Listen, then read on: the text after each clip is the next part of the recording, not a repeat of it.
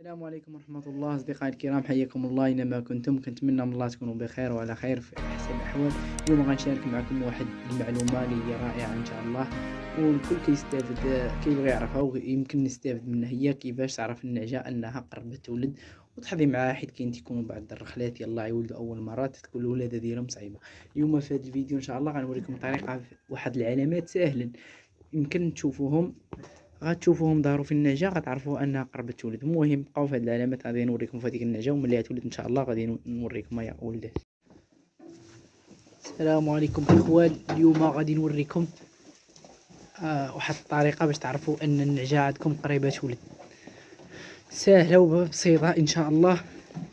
هاد الطريقه هي هذه، ها النعجه امامكم، هي هذه.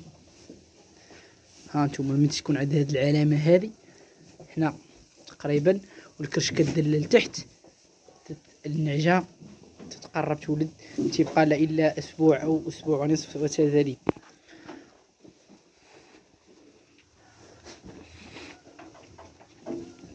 مع الدرع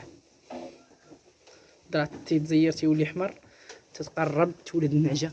وهذه هي العلامه الرئيسيه، هذا الكعبوس هذا. والله يفك على خير ان شاء الله النعجه.